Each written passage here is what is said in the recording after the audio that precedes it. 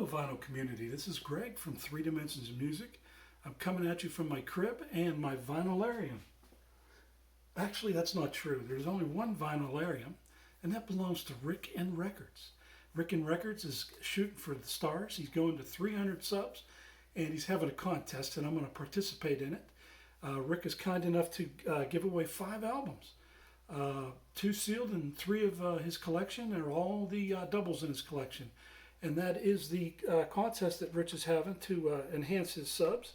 And I wish everybody that's watching this, go sub him. I think most of the people that do watch me have already subbed Rick, so that's great.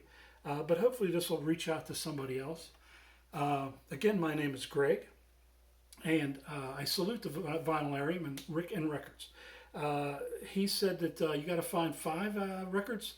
He's called it the Double Down contest, where you show 5 doubles that you have in your collection and explain a little story why they're doubles in your collection. And they can be mix and match, it doesn't matter, or doubles of albums. First one I'm choosing is Frank Zappa. Doubles that I have. I have Joe's Garage, Acts 1, 2, and 3.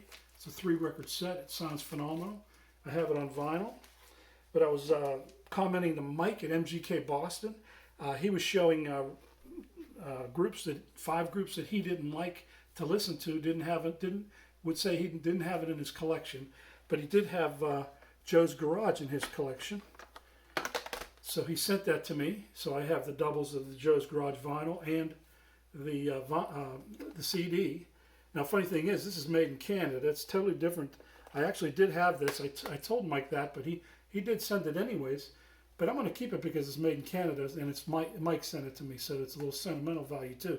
But this is my Joe's Garage, and I have the CD and the vinyl because sometimes when I put this on, I like to listen to it in continuity, and the CDs go much longer than the sides of a vinyl.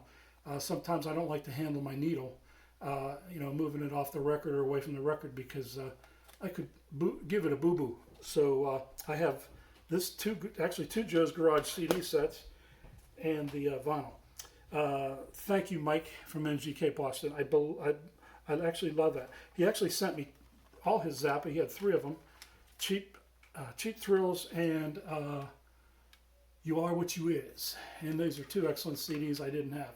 So these are the ones that I was expecting to get, and I got the Joe's Garage 2 as a bonus. So thank you so much, Mike.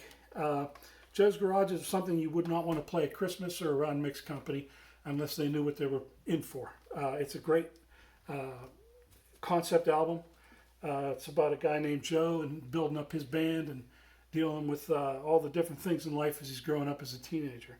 A lot of funny stories in there and a lot of funny tunes. The best thing I could say to anybody is getting in Frank Zappa, and this is one I have, Overnight Sensation. That's the best one to really start getting into him. And then you can go to Hot Rats after that and carry on. Anyways, enough Frank Zappa. The second one I have is, is an album, 2 albums.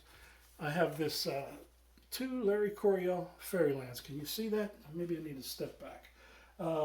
Larry Coryell Fairyland. And just so you know, this is a disguise. Just trying something different. Who knows? And a different background too. That is real. It is real. Okay, guys. I had this. I bought this in England when I was stationed there back in the 80s, and bought it from a flea market. I bought a bunch of Larry Coryell over there, and this is on Mega Records. So a label I'm not that familiar with.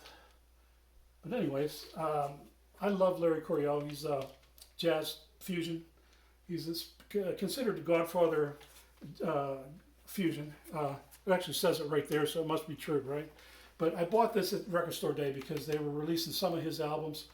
I didn't realize that I had this. I wasn't really sure when I was there, so I didn't want to leave this behind, and I'm glad I didn't because it has the Obi strip of the RSD. I left this sealed. Somewhat similar. Let's see if I can remove this. Yeah, there's Larry there on his signature guitar. So I have 2 Larry Coryells. That's a double. And the reasons why, because I wanted to get the Record Store Day version. Next album is Endless River, Pink Floyd, their 15th and final album. All the fellas got together except for Roger Waters, and they made a very similar in the vein of the Metal or Division Bell. These were Division Bell sessions that they had, and they put together as a release. A lot of people poo-poo it. I like it. I have that as a vinyl, and I found this at the flea market a couple weeks ago. It's a CD, kind of like a booklet CD, which is pretty cool. The Endless River with the hype sticker and everything. I have not opened it. So that's a double. So I couldn't pass it up for $1, so that's why that's a double. Next one is in the Pink Floyd vein, Roger Waters, Amused to Death. This is an acoustic sounds release. Sounds beautiful. It's great quality on the put together on this. Just sounds fantastic on my system. I love it. And I had this as a place setter before I got the album. So I have the CD. For the same reasons, it's nice to have a CD when you don't want to handle your tone arm. But anyways, I got the Amused to Death. So there's doubles there. And I believe the last one is Jeff Beck Wired.